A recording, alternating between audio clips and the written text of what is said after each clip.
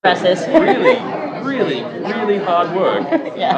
All those people that say, in 3 weeks you can. It's all No, lie. bullshit. And instead of the smiling people that lift the weights, it's always screaming and angriness. And you're stuck too, like eating just like chicken. Yeah, and Well, that's like I had yeah. steak today. I really splurged. Wow. Yeah, Good for because you. we got a spread for lunch, and Right. it was know your audience. It was fried potato chips, and it was like lovely cheese-filled sandwiches and a massive plate of desserts. And I went, that looks delicious. I hate my life. Yeah. No, but who wouldn't, right? Right. Not hate your life, but Right. find it amazing. Yeah. The other one. I did Spartacus workout tape. Well, yeah, I know. In 40 years, I'd be like, "Hi, you might remember me from Spartacus. Here's my workout." Did you feel you were at a disadvantage as far as everyone else having gone through the gladiator training and you were kind of new to it? Were you able to pick it up right away, you think? Yeah, well, it's funny actually because before I got tested for this, I'd actually had to lose a whole lot of weight, so Christian Bale style for another film, and so I came in as like this stick figure, and when I went to do that first audition, I was like, why not, eh? I'll give it a shot. So I remember seeing your first audition, and my reaction was, I loved his acting, but he didn't have the build for it. Right. Which was my reaction. Like, I can gain it back, I promise. Yeah, well, that's the You thing. looked like me in high school. I never looked like that, ever. I was like, and it's funny from both ways, because when I was losing it, I'm like, lose more, and when I was gaining, I'm like, gain more, and now I have like a photo of the very first picture of when I went in to see these guys, and whenever I feel self-conscious, I go back to them and go, oh, you look hideous then. But yeah, it was, so my boot camp kind of started in like September. So even when I didn't have the job, I was training non-stop in the hope that maybe one day. Didn't we have you on like some kind of crazy retainer where we had you down there? Well, yeah, he got me down for a month. We were beefing him up to make sure he could beef up. Yeah. Before we said, okay, you got the part. Well, I'm pretty sure at some stage when I was in Australia and they were still sort of thinking about where they were going to do with the season, they sent me down like this ex-military trainer, which was fun. And I'm pretty sure, especially the first 2 days, I think the instruction was, what can he stand? Because the first 2 days, like, this is the most amazing job in television, but there was 2 days where I went, even me, I'm like, I don't know if I can do, if this is going to be every day of my life, I don't know if I can do this. And that was tough. But, we got through that, so by the time I did the actual boot camp, I was feeling all right. I was feeling okay. It was a weird thing. It was good. Stephen, can you walk us through kind of the last year? Because when we were at this time last year, we were celebrating the fact that Andy was healthy, and so walk us through, the casting process and how you got to this point now. Right. When we were here last time, like you said, the news was great about Andy.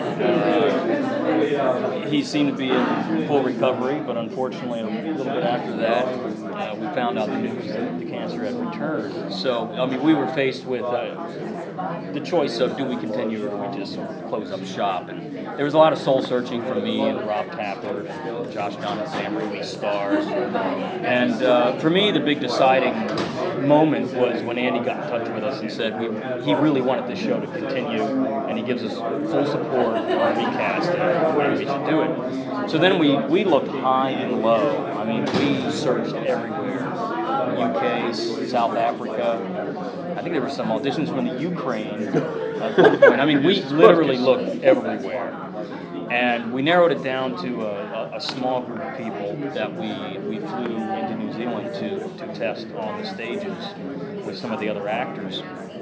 And this guy was one of them. And like he was telling you, he had lost so much weight for this role that he had just done. We loved his acting, but we were a little concerned about, Spartacus went through some hard times. It's tough on the road. Yeah, it was really tough. Well, he's on the road now, so it's not BS. Well, I know yeah. it's hard to find food, and he's Right. generous. He gives it to everybody. But he was so damn good in the audition that we decided, let's see if we can fatten him up. Yeah. And give him a shot, and it was a great choice. He's been doing a fantastic job on the show. Thanks. No, it was, I remember that because I was surrounded by all these giant men, and I'm like, this is daunting. But, Because the other guys we brought in were Just monsters. There was no way that threatening to me in any way. No, it was but In his audition, it wasn't like, he was in street clothes. I mean, this was a callback, so he was in full Spartacus outfit, costume, which, doesn't leave a lot to the imagination. Right. He's practically naked. yeah, I know.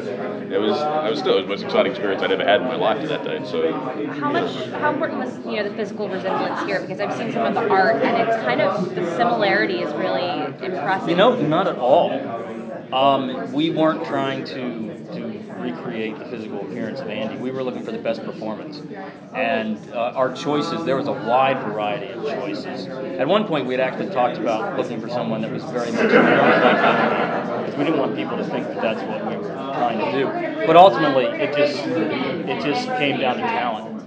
So can you talk a little bit about kind of stepping into Andy's shoes? Did you study the first season at all? I was a fan of the first season. Right. That's the strangest experience. Right. Is that I got to be a fan before stepping into the best role in television. And it's one of those sort of difficult things because at no stage a star has ever said be like Andy or anything like that. Right. And I don't think that's even possible.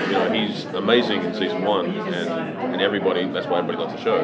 And I think what I've always been aware of is that I'm going to be different because I'm a different actor. Just by necessity. It's just two different people, right?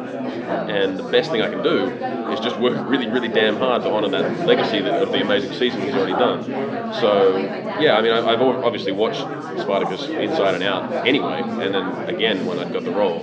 So, but mainly more because you just want to make sure that the character stays, right. On message is the wrong word, but in the right direction, so that when he comes back, it's not like he's suddenly gone to the future or something, and it's a totally different show. It's going to pick up right, pretty much the end running, of season 1. Yeah. And so you want to know, as a viewer, as I would, you'd want to know that your Spartacus is still Spartacus.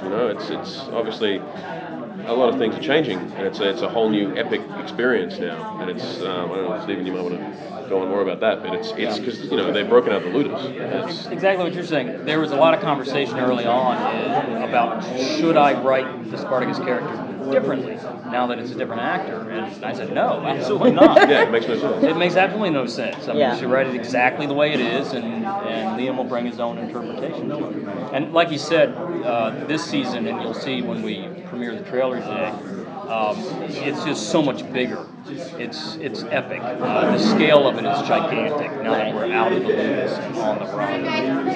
Feels epic on the bones as well. Break and rotate. All right. Like break and rotate. Bang, bang. Thank you, guys. Thank you so much and good luck. Thanks. Thank you.